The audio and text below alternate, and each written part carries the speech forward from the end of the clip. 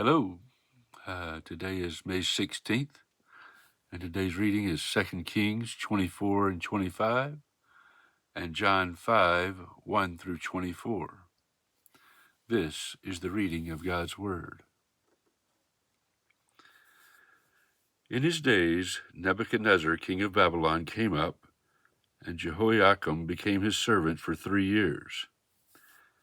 Then he turned and rebelled against him, and the Lord sent against him bands of the Chaldeans, and bands of the Syrians, and bands of the Moabites, and bands of the Ammonites, and sent them against Judah to destroy it, according to the word of the Lord that he spoke by his servants the prophets.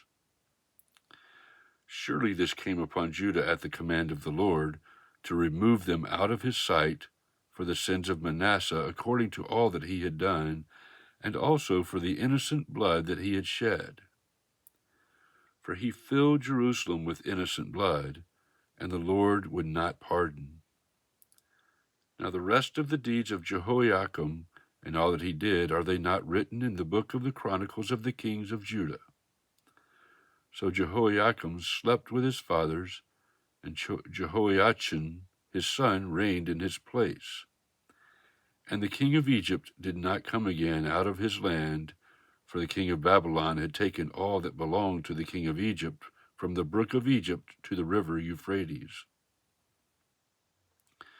Jehoiachin was 18 years old when he became king, and he reigned 3 months in Jerusalem.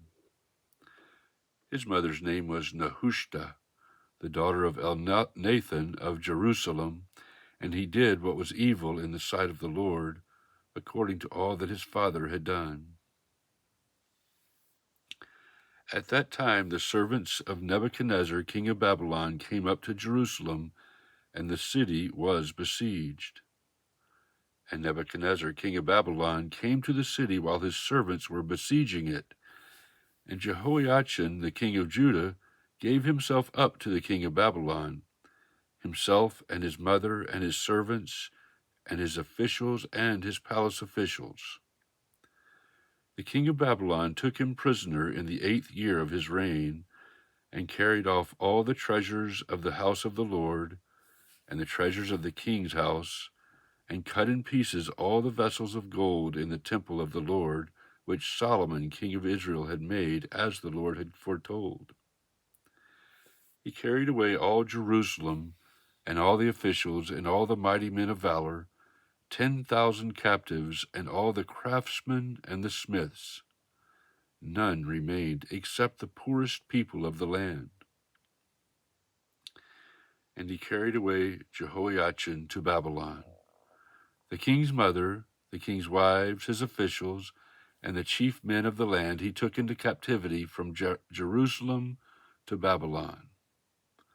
And the king of Babylon brought captive to Babylon all the men of valor, 7,000, and the craftsmen and the metalworkers 1,000, all of them strong and fit for war. And the king of Babylon made Mattaniah, Jehoiachin's uncle, king in his place, and changed his name to Zedekiah. Zedekiah was 21 years old when he became king, and he reigned 11 years in Jerusalem. His mother's name was Hamutal, the daughter of Jeremiah of Libnah. And he did what was evil in the sight of the Lord, according to all that Jehoiakim had done. For because of the anger of the Lord, it came to the point in Jerusalem and Judah that he cast them out from his presence. And Zedekiah rebelled against the king of Babylon. And in the 9th year of his reign, in the 10th month, on the 10th day of the month, Nebuchadnezzar, king of Babylon, came with all his army against Jerusalem and laid siege to it. And they built siege works all around it. So the city was besieged till the 11th year of King Zedekiah. On the 9th day of the 4th month, the famine was so severe in the city that there was no food for the people of the land. Then a breach was made in the city, and all the men of war fled by night by the way of the gate between the 2 walls, by the king's garden, And the Chaldeans were around the city, and they went in the direction of the Arabah. But the army of the Chaldeans pursued the king and overtook him in the plains of Jericho, and all his army was scattered from him. Then they captured the king and brought him up to the king of Babylon at Riblah, and they passed sentence on him. They slaughtered the sons of Zedekiah before his eyes, and put out the eyes of Zedekiah, and bound him in chains, and took him to Babylon.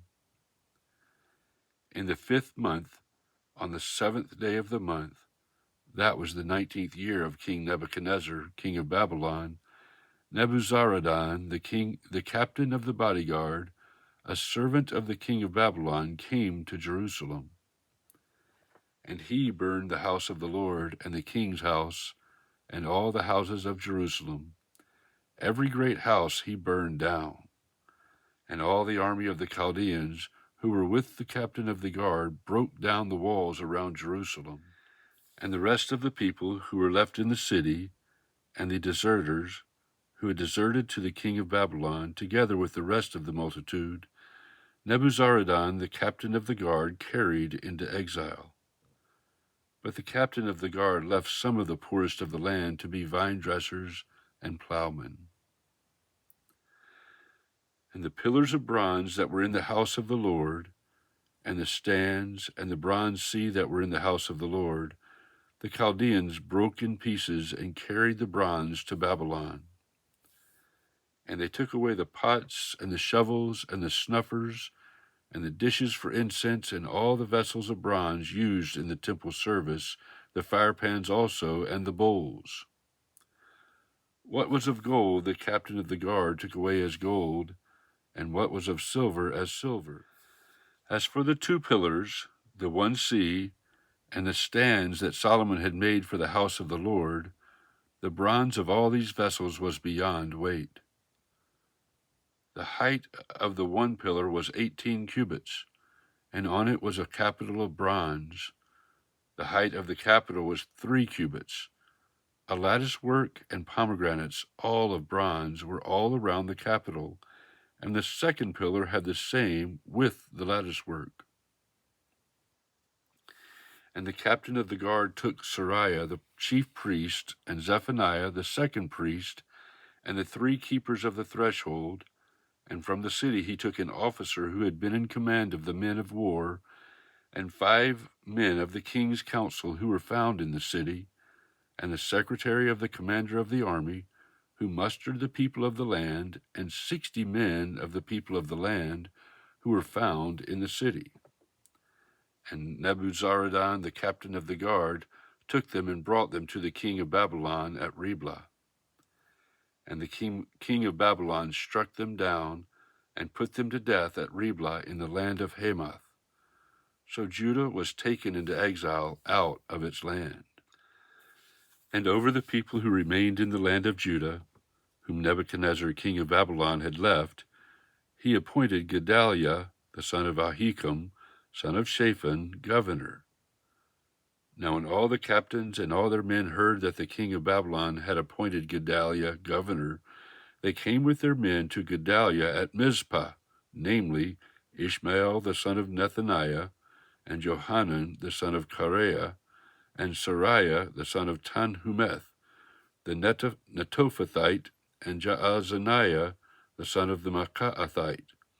And Gedaliah swore to them and their men, saying, Do not be afraid because of the Chaldean officials. Live in the land and serve the king of Babylon, and it shall be well with you. But in the 7th month, Ishmael the son of Nethaniah, son of Elishama of the royal family, came with 10 men and struck down Gedaliah and put him to death along with the Jews and the Chaldeans who were with him at Mizpah. Then all the people, both small and great, and the captains of the forces arose and went to Egypt, for they were afraid of the Chaldeans.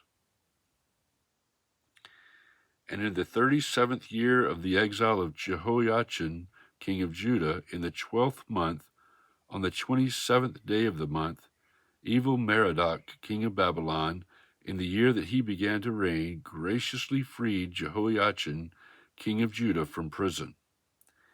And he spoke kindly to him, and gave him a seat above the seats of the kings who were with him in Babylon.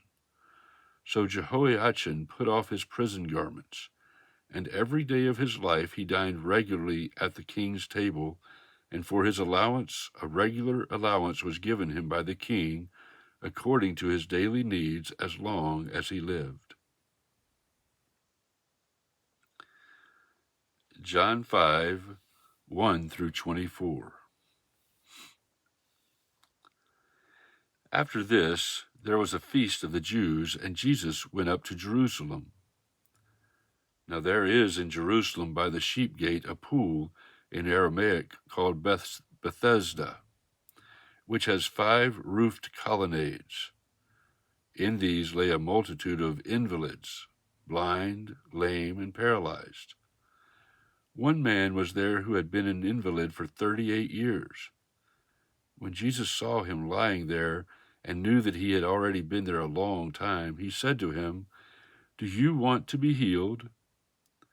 The sick man answered him, "Sir, I have no one to put me into the pool when the water is stirred up, and while I am going another steps down before me." Jesus said to him, "Get up, take up your bed, and walk." And at once the man was healed, and he took up his bed and walked. Now that day was the Sabbath. So the Jews said to the man who had been healed, "It is the Sabbath, and it is not lawful for you to take up your bed." But he answered them, "The man who healed me, that man said to me, 'Take up your bed and walk.'" They asked him, "Who is the man who said to you, 'Take up your bed and walk'?" Now the man who had been healed did not know who it was, for Jesus had withdrawn, as there was a crowd in the place. Afterward Jesus found him in the temple and said to him, "See, you are well. Sin no more, that nothing worse may happen to you." The man went away and told the Jews that it was Jesus who had healed him. And this was why the Jews were persecuting Jesus, because he was doing these things on the Sabbath. But Jesus answered them, "My Father is working until now, and I am working." This was why the Jews were seeking all the more to kill him, because not only was he breaking the Sabbath, but he was even calling God his own Father, making himself equal with God. So Jesus said to them, "Truly, truly, I say to you, the Son can do nothing of his own accord, but only what he sees the Father doing. For whatever the Father does, that the Son does likewise. For the Father loves the Son and shows him all that he himself is doing. And greater works than these will he show him, so that you may marvel. For as the Father raises the dead and gives them life, so also the Son gives life to whom he will. For the Father judges no one, but has given all judgment to the Son, that all may honor the Son just as they honor the Father. Whoever does not honor the Son does not honor the Father who sent him. Truly, truly, I say to you, whoever hears my word and believes him who sent me has eternal life. He does not come into judgment, but has passed from death to life.